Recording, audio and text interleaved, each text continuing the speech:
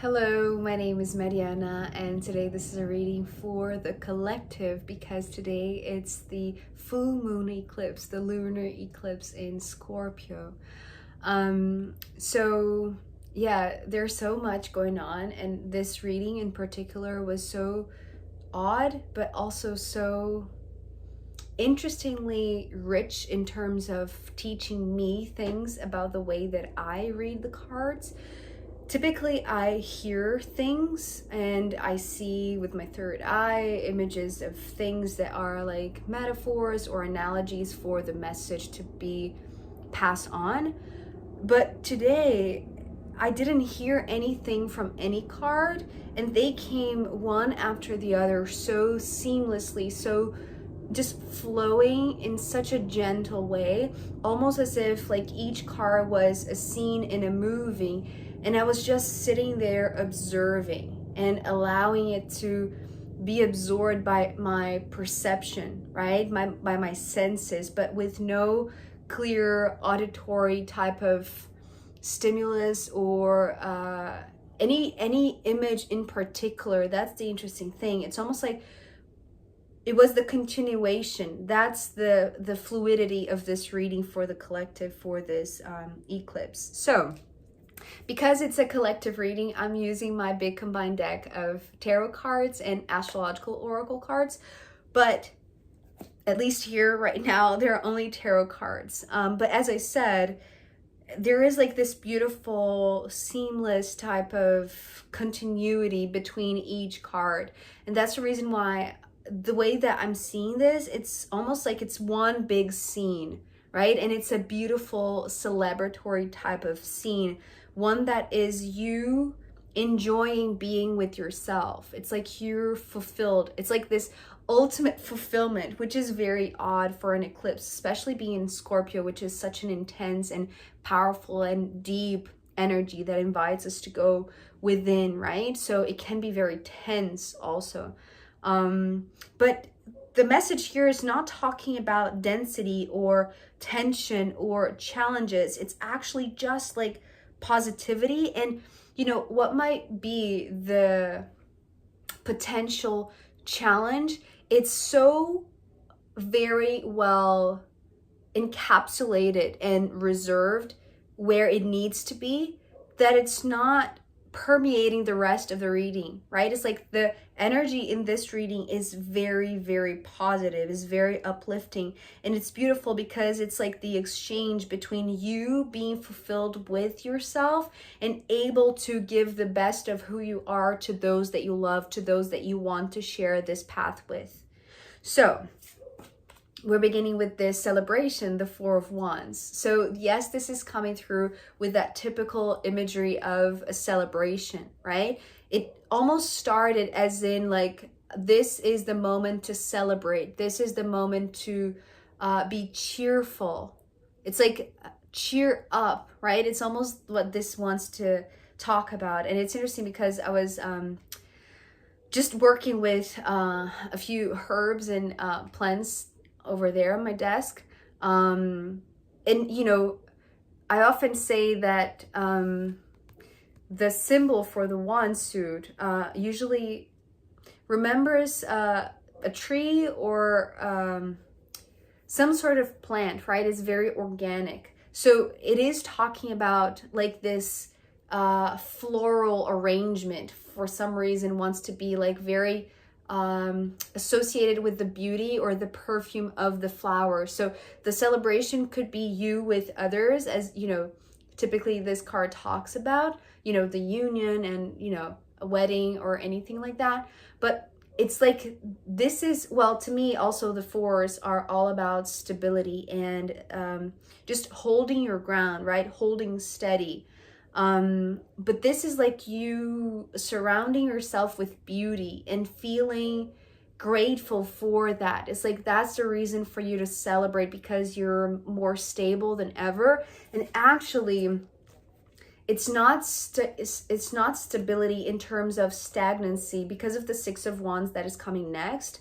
It wants to keep on growing. The sensation that I had with these two cards, it was like this beginning of the movement. It starts with this scene, but the same scene expands and begins like it's like this dynamic expansion, right? Just like, you know, an organism grows, right, from one cell to multiple cells.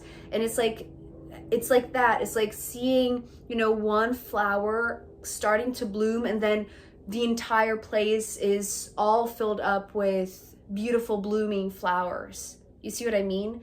So it's like the reason for the celebration might be something very simple. Also, this is talking about simplicity because the fours talk about simplifying to me.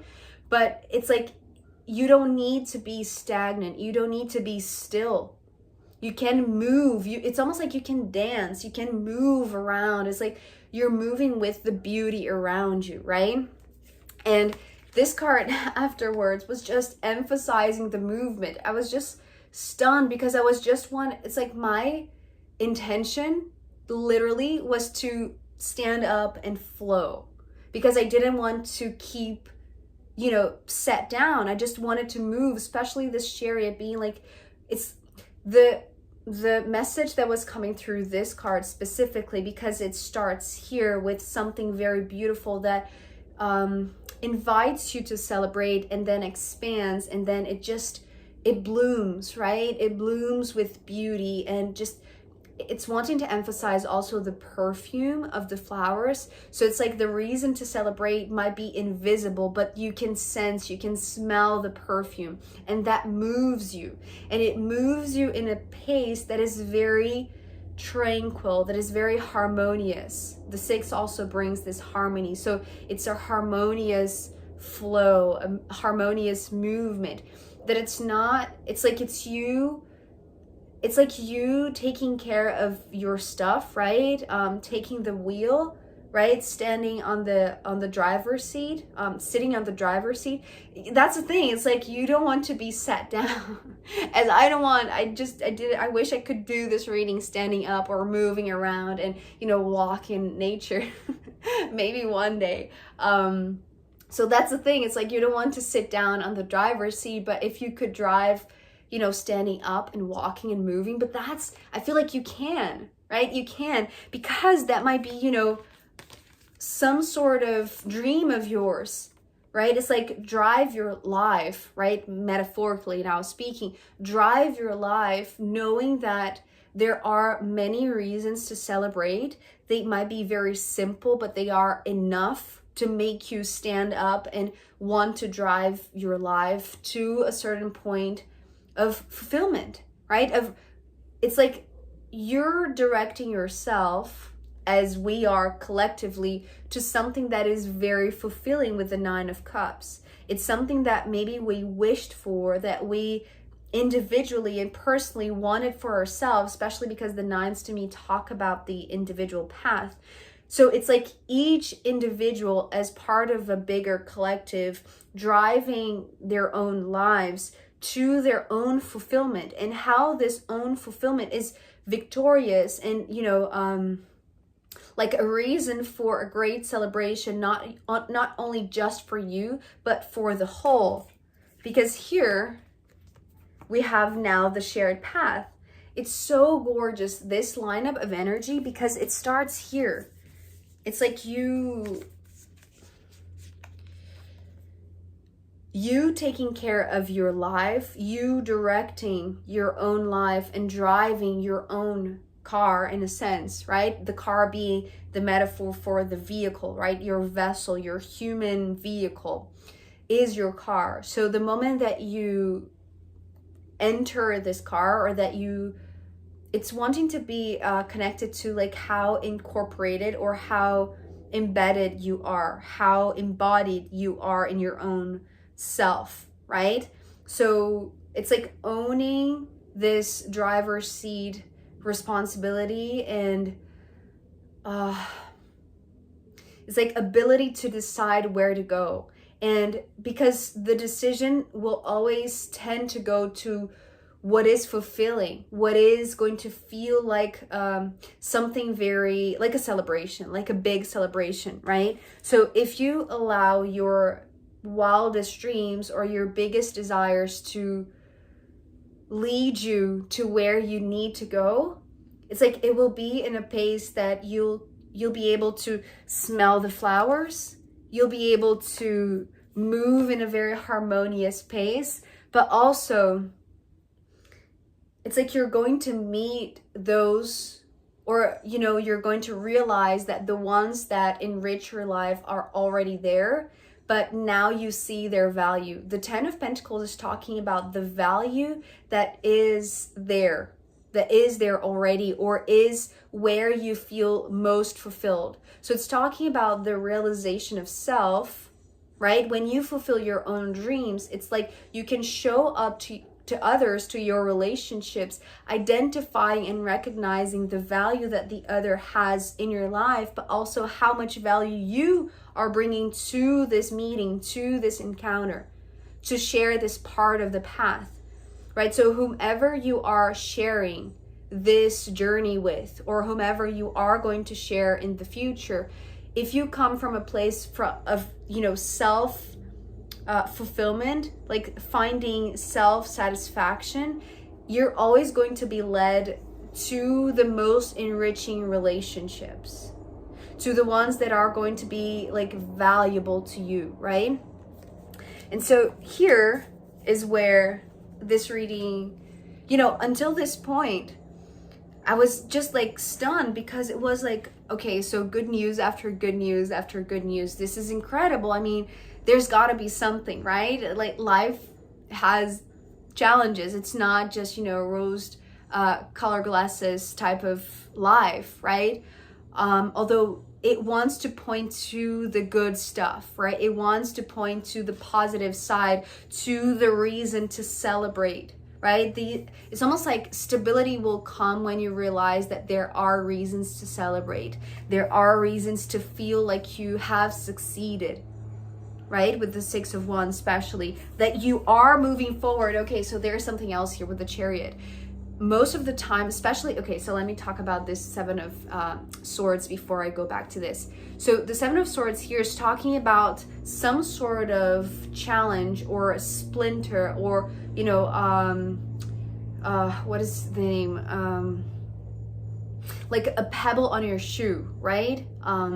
It's like some sort of obstacle that was identified, that was perceived, that was seen, but now it's encapsulated. So it's not bothering you. It's not a pain in the ass. It's not something that is, it's provoking you, right? It's no longer a trigger. It has been identified and it has been sealed in a sense. And so the reason why I was going back to this Chariot was because this was talking about progressing forward despite you feeling, it's like you don't need to feel overwhelmed to feel like you are progressing.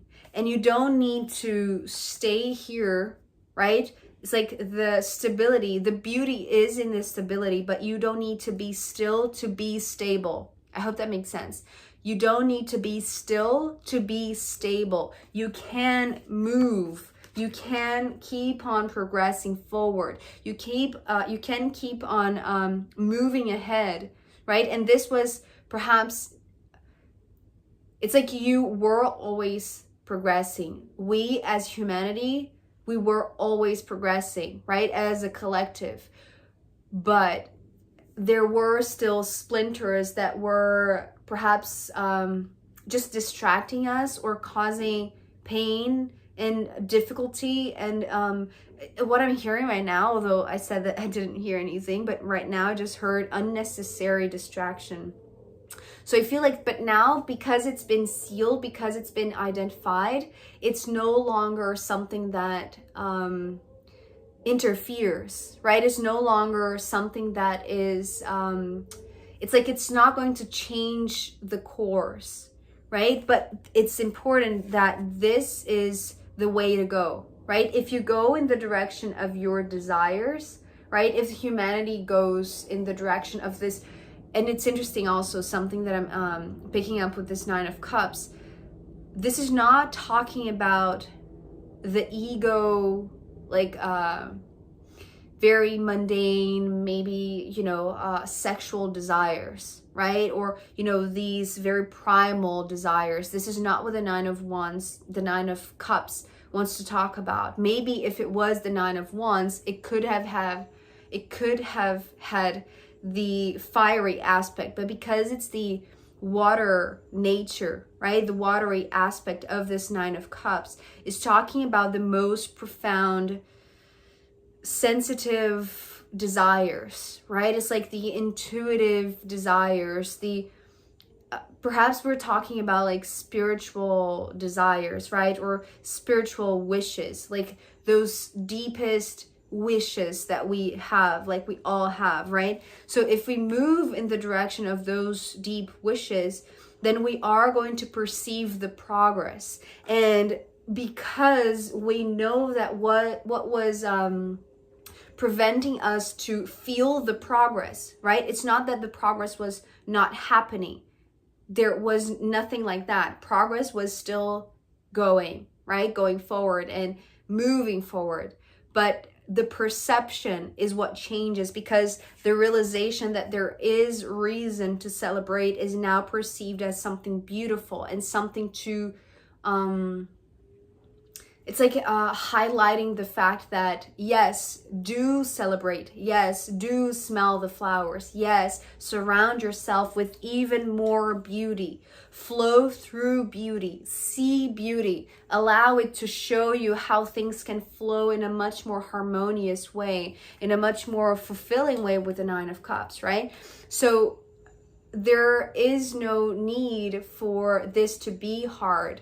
Now this part is sealed, right? And here with this Ace of Pentacles ending this part of the reading, this was talking about a gift, but it's a gift that it's almost like this is where this one big scene ends, because it's like it's interesting because what I was going to say about this Seven of Swords was that there is no enemy, there is no antagonist, and the presence of a certain antagonist or like a counter force to the protagonist, right, has been coming up so much in the recent readings. And it's interesting because here it's like that's been taken care of. That's not something that we as collective need to think about anymore. It's not a distraction anymore. We don't have to think about it anymore. It's been dealt with. It's now concealed. It's now encapsulated, so it's not going to be a splinter or an obstacle, right? And so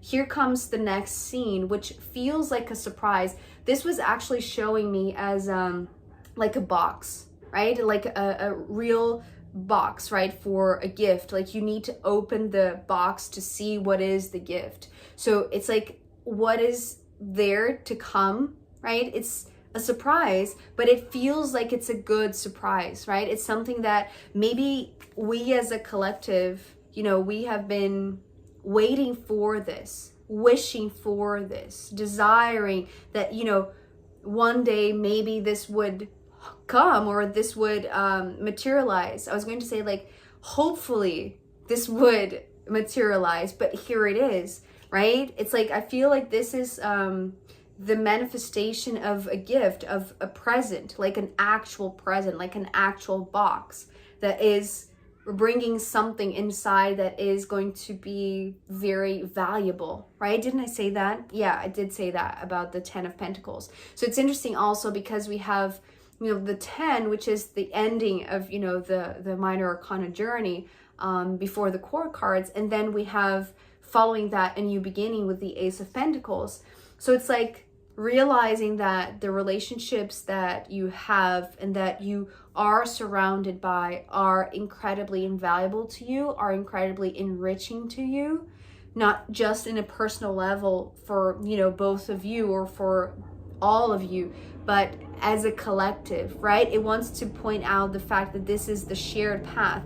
Also because we have 10 pentacles and here we have 1. So again, this notion of the individual, but also the collective and the individual. So it's like that, right? It's like that expansion and contraction, expansion and contraction. So maybe feeling like you're part of the whole and then realizing that you're unique, but also in the different uniqueness that is all around. It's like you make, we make a whole that is so enriching, right? That is so diverse perhaps. and that is not compromised by this splinter, by whatever this was that was preventing us from feeling all of this, from feeling good, from feeling hopeful, from believing that this present would come, right? That this gift, that this time, that this new beginning would materialize, would manifest. So I feel like it ends here, right? With this box, and it's almost like I cannot open the box right now. Maybe it will be opened in the extended. So we'll see. I am going to pull more cards for this collective reading, as well as the astrological runes in the extended. So if you want to join me there, I'll be very happy to see you. You can find the link down below. If not, I'll see you next time. And enjoy this eclipse. Okay, bye.